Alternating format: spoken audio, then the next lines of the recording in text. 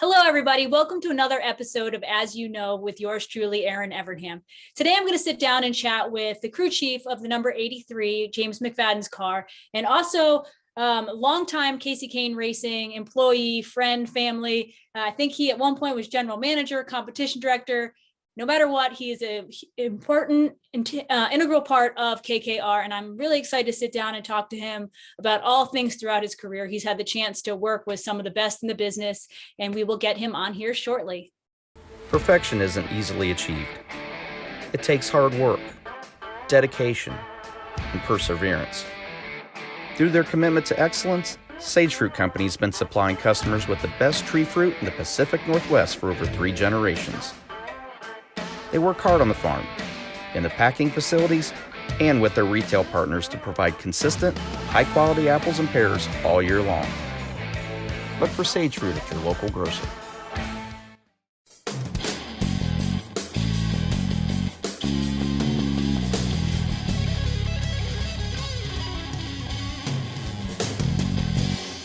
All right, Justin, I think we'll start off talking a little bit about your background. I know you grew up in Pennsylvania, which is obviously a hotbed of sprint car racing, but how did you get into it? Was your family into it, or how did you start going to the racetrack? My dad enjoyed going to Williams Grove on Friday nights, and he just got the whole family into going to the races. And started out as just a big fan. And then I got involved on the racing side of it with Steve Siegel, just hanging out with him and at the latter part of his career when he drove for Ben Cook and riding with him out to trips to Ohio. And then when he raced locally in Pennsylvania, started racing with him. And it just went on from there. I got the itch to go racing and stay racing after I got involved with him. So, and here I am today. I read somewhere that you had a scholarship to go wrestling in college, and that wasn't what you thought it was going to be? Yes, it was. So yeah, I wasn't the best high school student grade-wise. I felt like if I wrestled well, I would just go to someone would take me to college. I quickly found out towards the end of my junior year that they looked at your grades to go to college. You just didn't go to college to wrestle. So I had to get my grades up and ended up, not going to the college that I wanted to. And that didn't work out for me, but I still wanted to wrestle. And I kind of started getting a racing bug in between that, trying to get my grades up to go to the college that I wanted to. And I ended up wrestling at Pitt Johnstown for 2 years and would race in the summertime. And injuries just kind of forced me out of the wrestling game. And I told myself I was going to take a couple years and go have fun racing and then go back to I went to college to be a school teacher. I was going to just take a year or two and go racing and then become a school teacher. And I enjoyed racing more than I did school teaching. Did you ever go back, or did you just, once you got on the road, stayed on the road? Yeah, I never graduated. It isn't a regret not becoming a teacher, but it is a regret not getting a diploma. To spend that time, in school. At that point in time, college wasn't near as expensive as it is nowadays. So, I didn't lose that much money doing it or not graduating, but I do regret it. I wish I had that diploma. I guess one of these days I could go back. Yeah, no, you're doing just fine. But I completely understand it.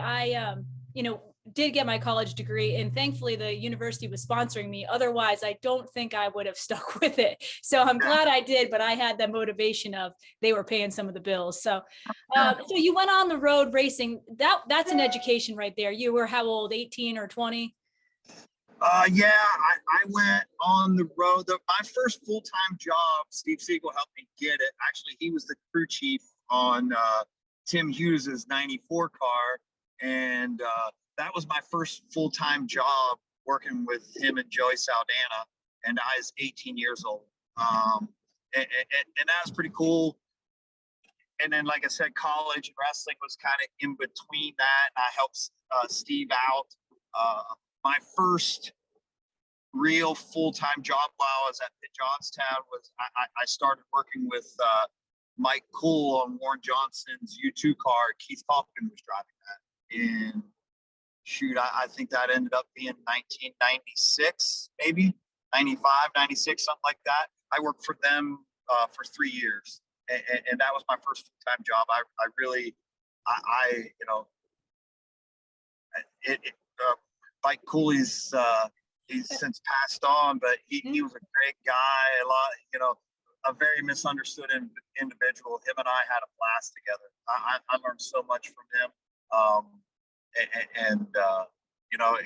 It's actually cool talking about it right now. I don't talk enough about my past and how I got started and how I started traveling. But yeah, so I was really young. That was, man, I was just over 21, something like that. And I was, in high school, I never thought I would leave home. I was a homebody. I get homesick, when I go to a wrestling camp for a night. So it was a lot, but, I just enjoyed the racing part of it so much, and going to different tracks and seeing different things. It was pretty cool. That probably the memory that sticks to me the most, that I tell a lot of the younger kids that race now, is I left home with a calling card. You didn't call home every day or a text or anything. You had this AT&T calling card or US Sprint calling card that when you got to your hotel room, you called home on those things. You called home collect. That's I guess it shows my age, how long I've been doing it. That makes it fun. Yeah, well, don't worry, I'm right there with you. I think when I went on the road, I did have a cell phone, but it was that time where you had to call after 9 for it to be free. So yeah. But I was talking to a young driver recently, and we were talking about like life before the GPS. Like you had your Speedway directory and you had your Atlas, and that's how you got to the racetrack. And it like blew their mind. I was like, oh, I'm aging myself, but those were actually great memories. Yeah. No one knows how to read a map anymore. Or they plug it into their phone and just figure the phone's going to get them there. And I was like, man, I tell all my guys, I was like, get a map for the truck and map out your plans. But it's amazing. We got down the road back then, but that was the funnest part of it for me, getting up in the morning, when we traveled, mapping out the plan, the kind of nervousness of going to that track for the first time, and am I going to be able to find it? What happens if I make a wrong turn? Notes down of when, what street to turn at, and actually paying attention. That's pretty cool. Well, that's one of the reasons that I wanted to chat with you today, because I know, your history a little bit in the sport, and I can appreciate a lot of it because I've been around the same amount of time. And you mentioned Mike Cool, who I had the opportunity to work with really briefly, but it's neat, like you said, to bring up those names. And I know that you got to work with Mark and Carl Kinzer for a long time. Talk about that era of sprint car racing. I mean, it was when you had the Marks and the Wolfgang and Steve Kinzer, that time, and what you learned in those years.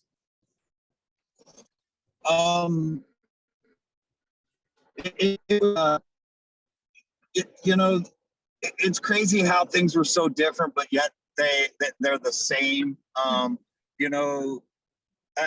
When I first started racing, it was right about the time where you were able to, where there became these speed shops and everything was being made, and you started to purchase it and just put it together. But I got to work with individuals that came from the era where they built everything by hand, and working with Carl and Mark, and even I worked a little bit with Bobby Allen, and there's a guy with Bobby right now, Jack Eckert.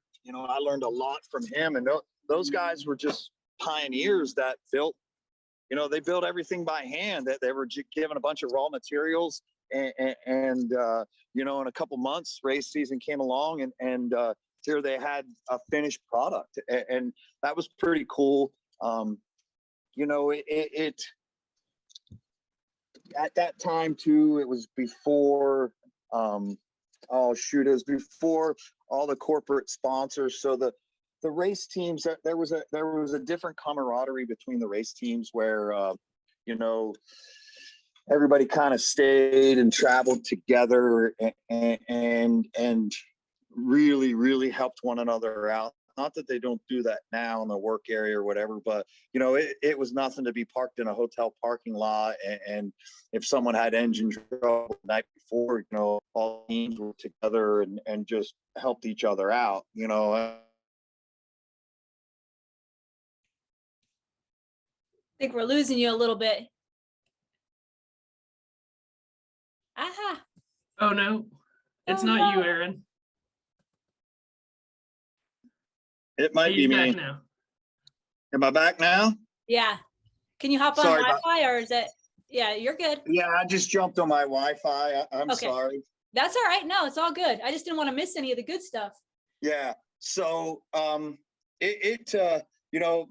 to it was back when I got started. We worked together, raced together. You fought each other together, and then you were friends at the end and had beers together. And that's something, everybody kind of hangs out now, but it's not the same as it was. And the competition back then wasn't, while it was tough, it's nowhere near as cutthroat as it is now. I mean, you qualified, and everybody's within 1/10 of a second. Back then, you had the great qualifiers and the great racers, and then there were just guys out there racing to have fun. And that's probably the biggest difference that I see from now towards then, or from now and then. Mark and Carl were great to work for. I could sit here and tell Carl stories for 2 days. He was a fierce competitor, but you got him in the shop and got to talking. He had a story about everything. And he probably wouldn't think he was as good of a teacher as he was, but he was such a great teacher, and the thing for me that I learned so much from him is, if you made a mistake or you messed something up, he always told you, we'll fix it. How do you fix it? Figure out how to fix it. And with his assistant, sometimes he helped us fix things, but most times we just kind of figure it, always we're able to figure it out on our own. And that was probably the coolest thing for me. Up until that point, there was a lot of times that you didn't get to tackle the tough jobs. The crew chief did, or somebody else did, and at Carl's, whoever picked up that job or had time to do it was the person that got to do it. Not, it wasn't, okay, this guy, he does this part, and this guy, it was whoever got to it first, and I enjoyed that with him. Mark was just an incredible race car driver. I've never worked for somebody that, I tell a lot of the guys, that have worked with me over the years. Mark came to the King's Royal that year, 2001, I think it was, and he just walked in a trailer and he said, "Man, I really like this group of guys. My crew. I'm going to win the King's Royal tonight." And you're like, whatever, Mark, that's cool, but his determination and just just that demeanor that he had. And I mean, we went out, and I don't think we had a quick time that whole year. And we set quick time at the King's Royal, the worst time you want to set a quick time. Yeah. And it rained. And the whole time he's like, nah, no big deal. And I think we started 12th in that race, and we're leading by the halfway point, just completely dusted him. And he knew the whole time that he was going to win that race, and that his confidence when I worked for him was pretty impressive. It just didn't matter. You mentioned Doug Wolfgang. I had the pleasure of, I never got to work with him, but got to spend a lot of time.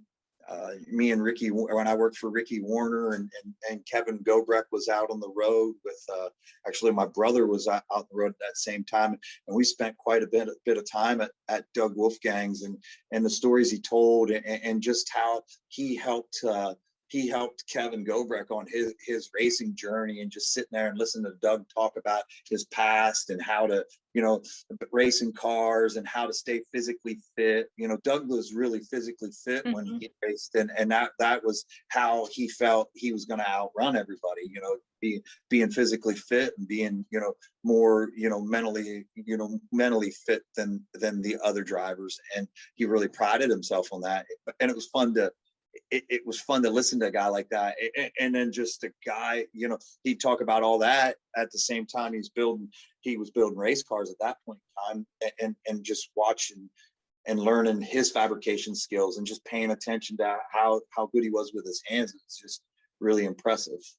The names that you have listed, I mean, Carl Kinzer, Wolfgang, Ricky Warner, all these, Bobby Allen, these influences that you had when you were just getting going.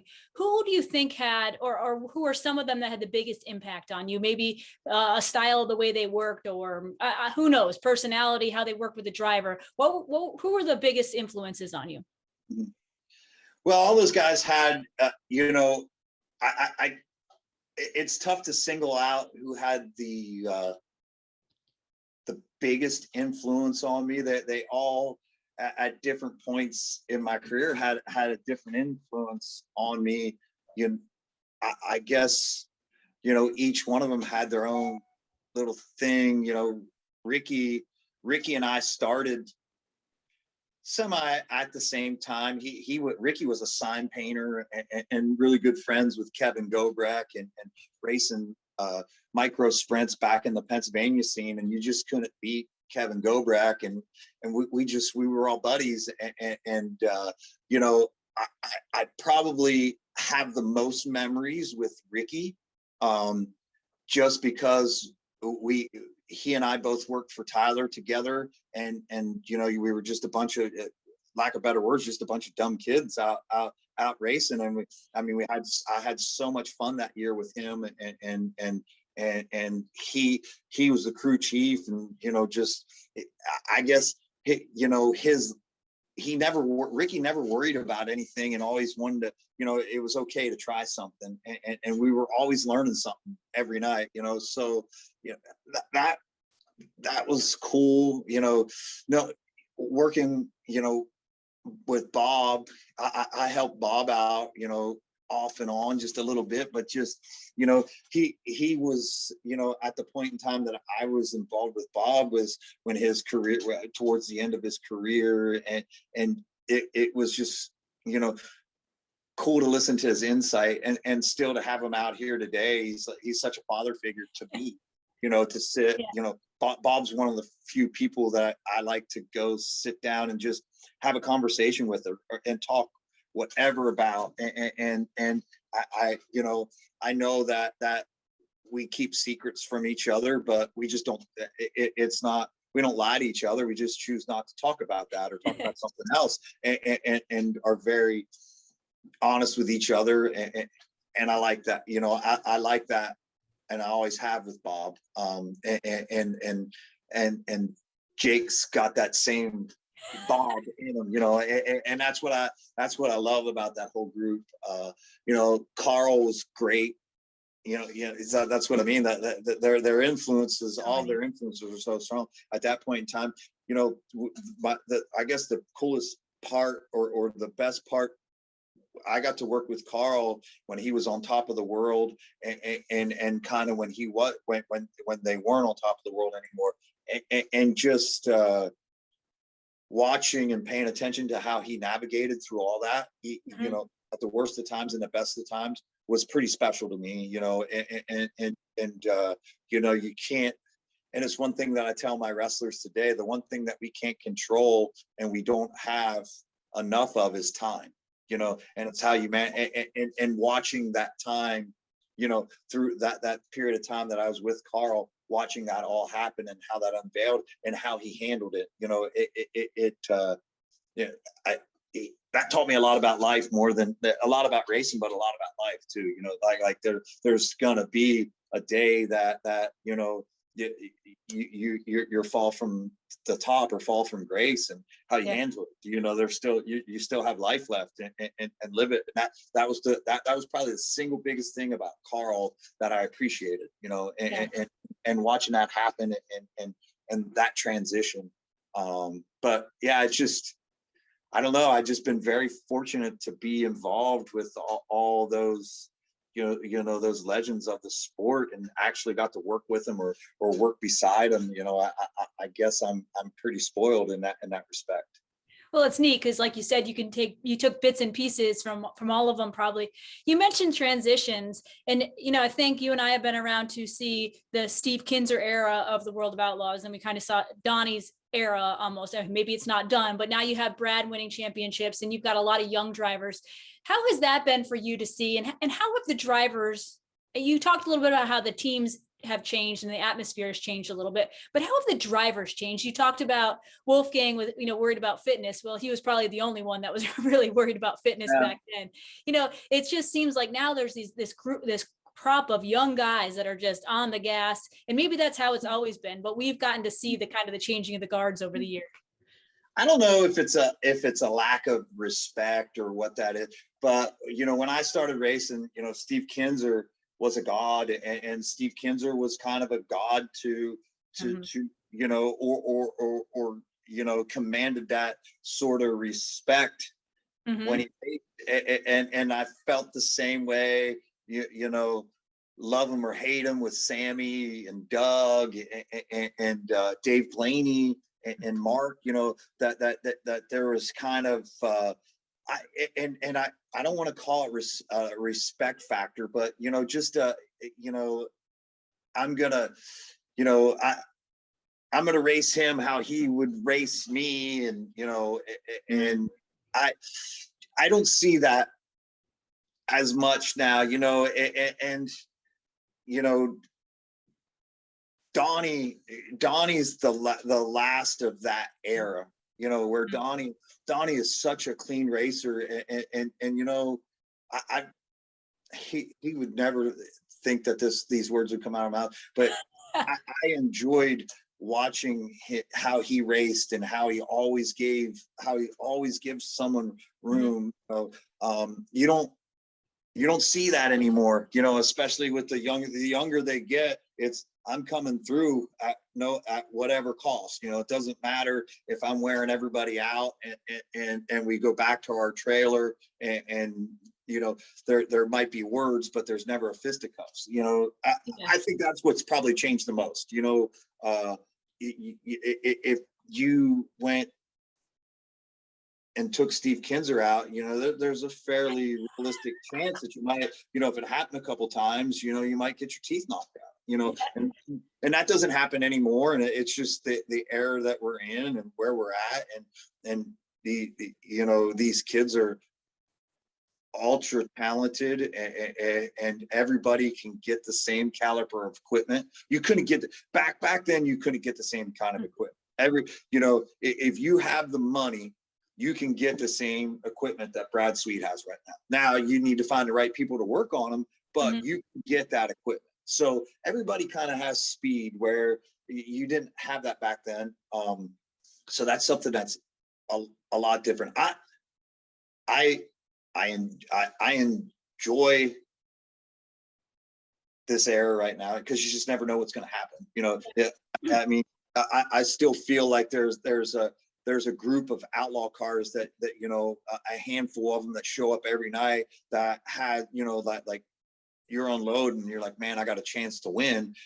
But there's also there's also a big group of cars out there now that show up that, you know, wow, they don't have, you know, there's a possibility they might, Yeah.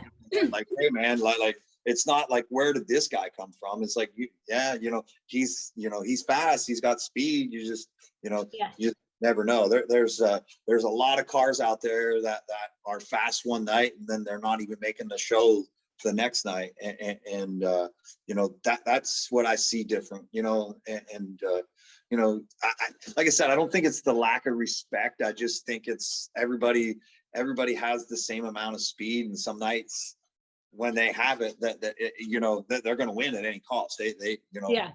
they're not, you know, and I don't, you know, I've never driven, so I can't truthfully answer this, but you know, it still hurts to crash, but I don't think it hurts anywhere near as bad as it did back then to crash. You know, that I don't think those guys wanted to crash. You know, it happened, but you know, now you know, it's still a big deal. I don't Yeah. Well, and back then, downplay the significance of that, but you know, it's not. It doesn't have the same, you know, the same effect that it did in the early 90s. Yeah, yeah. And if you think about those drivers, they were in an era where they probably didn't have a backup car totally ready that was going to be nearly as good as the car they're driving. So it is interesting. I was going to ask you about that, about how now you can pretty much buy, like you said, every piece on the car. How hard is it now to find an advantage? You just talked about the competition level and how there is a giant group that if the chips fall the right way, they could win that night. How hard is it for you guys to find an advantage right now with the Outlaws? It's really hard. I'm telling you, like qualifying is so cutthroat. You know, I you know, as a crew chief still, I mean, I have butterflies in my stomach or sick to my stomach before qualifying, because it's just there's so much emphasis on I mean, there's emphasis on every race, but your night starts off of qualifying, and you know, there's nights you could be a half a tenth off. And that's the difference between quick time and 10th. Well, 10th, you know, you're climbing a mountain the rest of the night if you're 10th quick. So you know, it's really, you know, it's a testament to how well Donnie's done, and especially how well Brad's done, and Brad and Eric, you know, you know, to be that level of consistency night in and night out for, you know, 3 years now. You know, you're actually, honestly, 3.5 years now they've been like that. You know, to be that level of consistency is pretty amazing. You know, there's guys that are close, but it's so hard. You know, and not having mechanical failures, and working, you know, working on the small stuff, and really paying attention to it, and you know, I'm not saying it's impossible to find that advantage, because guys do, but you know, it's a bunch of little things. It's 5 or 6 little things that add up to that advantage, you know, and then a lot of it, I feel like, has to do with your mindset. Once you find that little advantage and having that killer mindset, you know, Brad has had that mindset, you know, and I've enjoyed being around him for the past 3 years and being friends with him. You know, I enjoy talking to him and listening to how he, you know, we don't talk about his mindset, but just how he approaches everything. It's pretty amazing. You know, some people would call it arrogance, other people would call it confidence. I call it confidence, you know. And Brad's not an arrogant guy by any stretch of the imagination, you know, so, you know, but it's nice to hear him talk about that. It's interesting. So it's really tough to find that advantage. Yeah, Ray used to always say there's a real fine line between confidence and arrogance. It's a real fine line. But you mentioned how important qualifying is, which led me to where I wanted to go with my next question. What would you like to see, if anything, rule changes for the world of outlaws, whether it be how you qualify and get to the races, whether it be something with the car? Are there any things that you would like to see?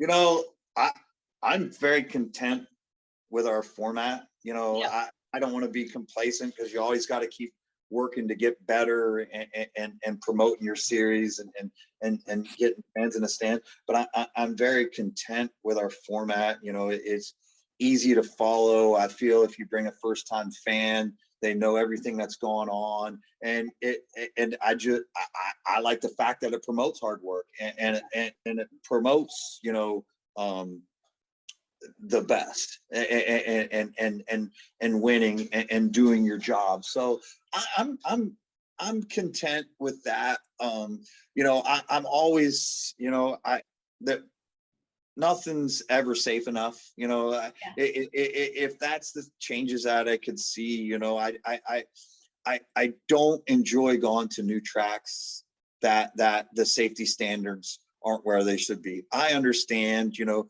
the World of Outlaws race at tracks that you know I've been grandfathered in and done this for years and years, and we're the World Racing Group does an amazing job of working with them and working on their, you know, their safety standards, and slowly but surely that we're getting there.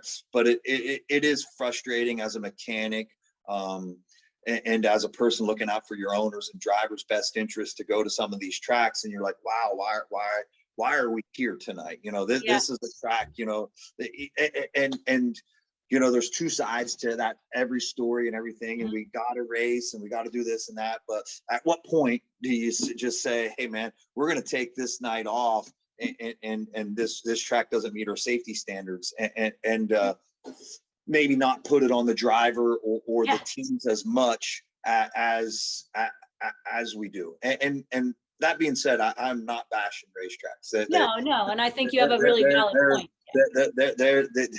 They have tremendous issues and work just as hard as we do. But it's one of the things if someone doesn't set precedents to it, it's not going to change.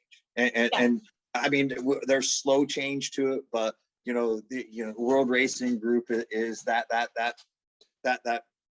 group out there that can make that change and push that change, and not oh, it's okay, you know, you'll fix it the next time. No, this is what we need fixed. I'm not going to come to your track unless we have this. And when they ask about a track, well, they've been racing with us for 20 years, and these are the changes that we've asked them to make, and that's what they're working on, you know.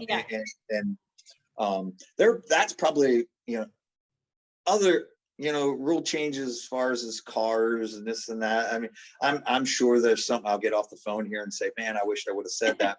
It's nothing pressing, you know. Yeah, nothing major. The teams pretty much regulate themselves. Yeah, absolutely. So switching topics, we should probably talk about your boss, Casey. We've now chatted for like 30 minutes. We haven't even talked about Casey yet. So you've worked with Casey since, what did I read, 2005. So you've seen him go from USAC team to starter World of Outlaw team to championship winning World of Outlaw team. What is your time at KKR been like? I know you're a huge part of it. You're somewhat related to Casey. You know, that's all like family to you. But what has it been for you to see that from like inception to where it is now? It's actually really, really cool. So I met Casey in 1999 at Manzanita. He probably doesn't even remember that. As you're talking that, I'm just like, how did I meet him? And it just popped up. We were unloaded in the infield and at Manzanita, and we parked beside each other, and we became friends ever since, you know. And you know, Cole was working, his cousin Cole was working for him at that point in time. And you know, as time went on, you know, before he even got to the pavement side of things, Cole and Willie and myself and a few others that I know that I'm forgetting some names, we traveled down the road and you know, and I can remember nights to Monte Carlo in Las Vegas, just having a good time together. And we'd always say, if any of us hit it big, you know, we're going to have an outlaw team. We're all going to work together and you know, and just laugh and joke.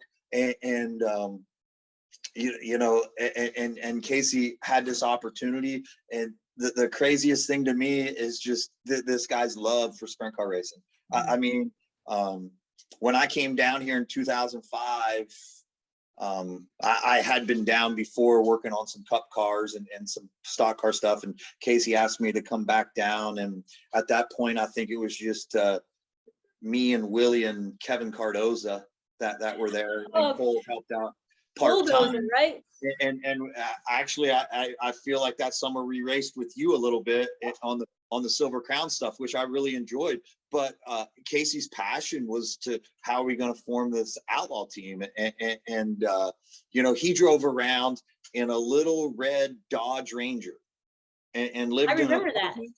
And lived in an apartment before you know, it was all about his sprint car team before, you know, building a big house or having, you know, obviously, you know, he got cars from, you know, from the manufacturer that he was driving for at that point, which was, I guess, Dodge. But like, he got different things, but he just drove around that little red pickup truck and had an apartment, and all he was worried about was getting this outlaw team running.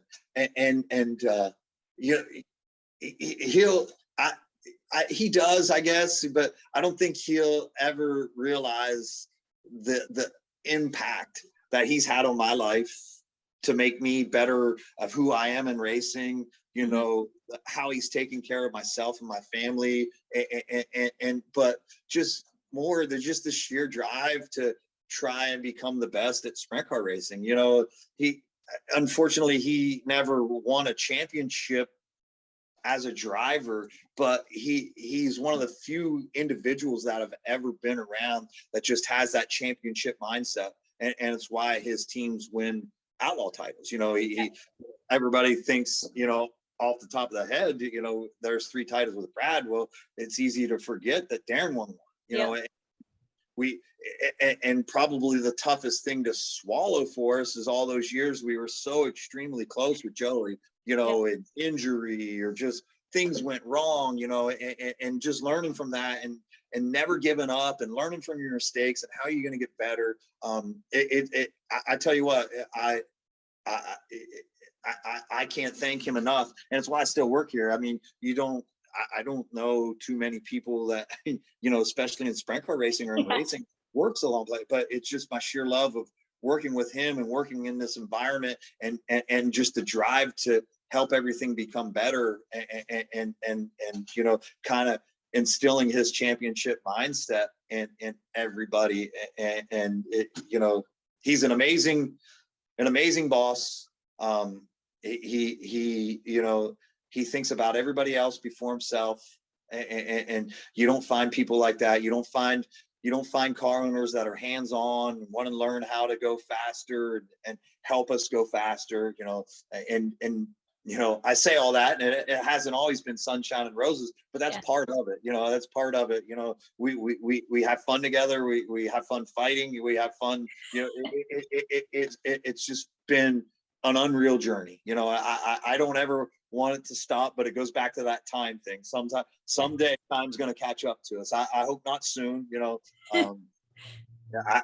you know, I'm my daughter is playing her final soccer game tonight, so I'm unable to go to Lincoln and tonight, and he's racing again for the first time since Volusia. I'm so excited for him and the gains that he's made. You know, he inspires me. He inspires me all the time. You know, as soon as I get down and tell myself this, I'm done. And he has no idea I feel this way. He'll say, you know, he'll say something and just a word, and I'm like, man, like, let's get back at it. You know, quit feeling sorry for yourself and get back at it. But it's been. I'll tell you what. It's been a lot of change, a lot of turnover. We did a lot of things right and a lot of things wrong, and just learning from all those things. We were just, I was having a conversation yesterday with a couple of crew guys. You know, we've went from 1 outlaw team to 2 outlaw teams to 3 outlaw teams to 4 outlaw teams. And I'd like to feel, you know, with everybody that's been involved, we've been fairly successful at it. You know, I still to this day don't really know of too many successful 2-car teams or 2-car teams that are happy. You know, and while we haven't been happy the whole time, you know, the perception has been. and that's been amazing. That part hasn't been easy, you know, as we kind of downsized back to 2 cars, that always felt more manageable for me. And now we've teamed up with Dennis Roth again, and can't be thankful enough for letting him, you know, James continue his journey and kind of being involved with us. And we're back to 3 teams, and it's been a lot to tackle, but it's fun. You know, I enjoy it. I enjoy challenges. I enjoy things that people say can't be done, or you can't do, or might not be the smartest thing to do, and try to make them, you know, not to name drop a guy, Jeremy. I always go back and forth with Jeremy Elliott. Jeremy Elliott says 2-car teams aren't possible, and I like to drop his name every once in a while and just say, hey, we're still out here, Jeremy, and he chuckles about it, you know, and he gives credit where credit's due. Jeremy's a good guy. Yeah. So, you know, you came off the road for a while. So, and you're pretty much, I don't know your exact title at KKR, but I'm guessing competition director, manager, whatever, but you oversee a lot of it. What has been the hardest part? You mentioned kind of going back to 2 teams was comfortable. Is that because it seems like for me in any business, whether you're talking, whoever you're talking to, people are sometimes the hardest part, right? It's the personalities, it's keeping the crew, it's finding the crew. Has that been the case for KKR? Yeah. I mean, personnel's always the biggest thing. And the more teams you have, the more personnel you have. And it's not always finding help, it's finding the right help, and including myself. You know, one bad apple upsets the whole apple cart. Well, you know, you might hire the greatest person in the world that you see, but their personality just doesn't fit in, and it just the personnel has been the toughest part, you know, and including myself. There's, you know, you mentioned coming off the road. I couldn't stay on the road anymore because I was miserable, you know, and it took. I never, being truthful with you, when I came off the road after Cody Dare, I never thought I would go out on the road again. I figured when Casey would ask me, or if it ever happened again, you know, I would just move on because it just wasn't for me. And Darren Pittman, you know, and I love this guy to death. There isn't a person in the world that you know, he's helped my mind out and my mindset out so much that he'll never know how much he's helped me out. But you know, Darren taught me, you know, and he was very apprehensive when we couldn't find him a crew chief. You know, that was back when we were back to 2 teams, and Eric had decided to take some time away and wanted to figure himself out. We talked to this person, talked to that person, and just couldn't find a crew chief. And at that point, I was still at home, you know, in the shop, helping Casey out with his car and just doing whatever. And I said, well, Casey, I guess it's part of my job that if we can't find somebody, we need to go out. And you know, no one ever really said much. And you know, I don't think Darren was a big fan of it at that point. And you know, we worked together and had some success. And Darren just, you know, I talked to him candidly about my attitude and stuff, and you know, and about being happy. And you know, Darren's like, man, you got to be happy, you know. And I guess what it's leading up to it is so many times with more and more people you hire, if you have one person that's miserable, he's going to try and convince everybody to be his same mentality, you know. And that's been the toughest part. Like the past couple years, with Darren, you know, and Brad and our 2 teams, we haven't had a lot of turnover. We've had the same guys, and they all get along. They'll fight, you know, that they'll argue or whatever, but at the end of the day, they got each other's backs. They get along, and that's been the easiest part. When we had 3 and 4 teams, there was always someone mad, and they were always, you know, there's one person just stirring up the pot and create drama, and it just made it hard. You know, it wasn't the, you know, I mean, funding's another part of it, but it wasn't that. It wasn't, you know, the quality, or there was an A and a B team. You know, Casey always gave each team the same amount of love and money, and it was up to those teams to deal with it. But it was more the personnel, you know, and that's what, you know, that it's pretty much what's kept Casey from racing till today is just finding the right people. And you know, when he decided to make a comeback, we're like, who we get? You know, Yeah. this guy doesn't want to try, you know, this, and you don't want to pluck from other people, you know. You Yeah. don't want to come up and say, hey man, you want a job? You know, I'm not going to stop somebody that contacts me, but so the personnel part of it. Yeah. Well, and unlike other forms of motorsports, you obviously know, you've been on the road for a long time. You're like married to these people. You were living with them. It's not like you're flying home on the team plane and get to be at home for 4 or 5 days. It's like, I mean, it's tough. I only did it for 1 year, and it was rough. Yeah, our crew guys, I mean, they're basically married to each other. It's worse than being married. They're with each other pretty much 24 hours a day, 7 days a week once they go out the road. And the only time they don't get to get away from each other much. I mean, the only time they get to go away is that they go to dinner themselves, or one sleeps in the hotel room and one sleeps in the truck. So, you know, they got to get along. And you know, the littlest dramas become the biggest dramas, and you got to communicate about them and handle them up front. You know, sometimes those little dramas turn into bigger dramas, and they go on for a little bit, and you just got to communicate about it. Yeah, absolutely. So another thing that's probably difficult right now, being a team manager, overseeing things, is supply chain issues. You know, I hate to even talk to people about tires because I am not even in the sport that much anymore. I just talk to people about it. So I don't care if we hit on that or not, but just in general, I know that engine parts are trouble. How has that been for KKR? Are you guys, you know, far enough ahead that it's not a terrible problem? No, we're in the same boat as everybody else. You know, engine parts are tough to come by. You know, we do things sparingly and try to make good decisions, try to make our engines last a little longer. You know, we don't sell anything right now. We used to build a new engine or would build a new engine and sell an old one, you know, to help compensate some of the cost, and some of our older engines we keep around and fix the parts that need fixed, and keep them there. The engine situation, I mean, it hasn't, knock on wood, affected us yet because we haven't had any big time catastrophes. And the parts slowly trickle in. You know what, I would say what used to take you a month to get might take you 6 months to get now, or some of it, you know, a year.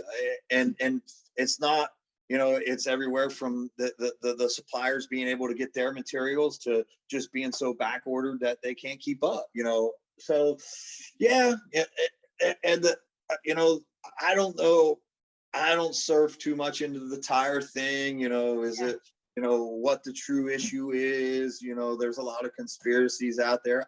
I don't know, but you know, if we don't have tires, we're not going to race. You know, I know some people went out and bought up a bunch of tires, but if you know, if KKR has 40 tires and Shark Racing has 1 and they run out, well, we're not going to race. You know, and KKR is going to be sitting on 40 tires. So you know, that I think we'll get through it. You know, will there be a little bit of suffering? Yes, but you know, I don't want to stick my foot in my mouth, but I don't see us losing any of the big races or you know, honestly, any World of Outlaw races. Will some of the local events suffer? Yeah, I'm sure they will. You know, and I feel that. And, you know, Hoosiers trying to work on it, but I feel like this tire issue is more. You know, people that I talk to in the commercial industry, you know, the commercial tire industry, say it's way worse of a problem there. So you know, so I'm thankful that we even have tires. Yeah. Well, really, it's an issue in our entire world right now. You know, the big news lately has been like people can't get baby formula. Like that's pretty scary stuff. Well, I could ask a million questions. I mean, I could spend all day chatting with you, Justin. I always appreciate your conversation and your stories and your knowledge. Want to quickly touch on the screen printing business before we let you go. That's something that KKR started just a few years ago, and it seems to have really taken off. Yeah. You know, we were in the shop, and Casey didn't know we have all this building space, and he didn't know what to do. He had some ideas, and you know, Brad Sweet came to him and how about screen printing? And before we know it, we're down walls and doing this and doing that. You know, we're just barely a year in at this point, and, Wow. and doing a great job. You know, that it's wide open, and always, you know, we just like racing, we're always striving to get better. We kind of treat it that way, and it's been a lot of fun. You know, maybe there will be some life after racing for us. You know, I don't see racing ending anytime soon for us, but you know, there's something to fall back on and work hard at. And you know, my goal is to, you know, maybe someday have the screen print business kick us out of that racing shop, kick the race cars out of that shop, and maybe we build another race shop somewhere, or maybe that's the point in time we quit racing. I don't know, but we'll get there. You know, I enjoy, and I think that's why Casey and I've worked for Casey for so long. I enjoy his challenges. You know, I enjoy a challenge with him, and trying to make it successful for him. So it's been a wonderful journey so far.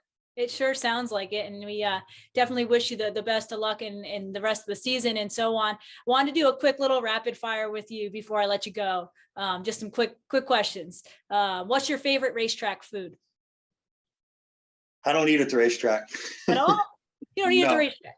No more. No, I started getting a little overweight, so I keep my food in the trailer. Our trailers are stocked enough that I keep stuff in the trailer. But if I had to pick a racetrack food, I always, and they don't even make it anymore, but they used to make those action track snacks at Lernerville. That's how long it's been since I ate at the racetrack. So a little pizza packet.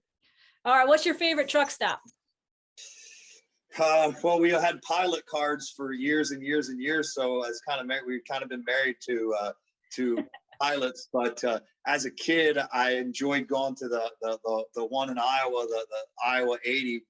But I don't think there's a cleaner one than Mr. Schatz's. Yeah, absolutely. What's your favorite car wash? Do you have a favorite? Any car wash with hot water. Good deal. What's your favorite hotel chain on the road? Holiday Inn. Well, I think that's about it, actually. And I love that because it's only questions you could ask a sprint car person. You know, no one else would understand when you ask them what their favorite car wash is. Yeah, you name every town by the hotel and the car wash. Absolutely. Justin, thank you so much. Sorry we ran a little bit long, but man, I could still go on. So maybe we'll get you on another time. Yeah, no problem. Anytime. All right. Thank you, Justin. Take care. Take care.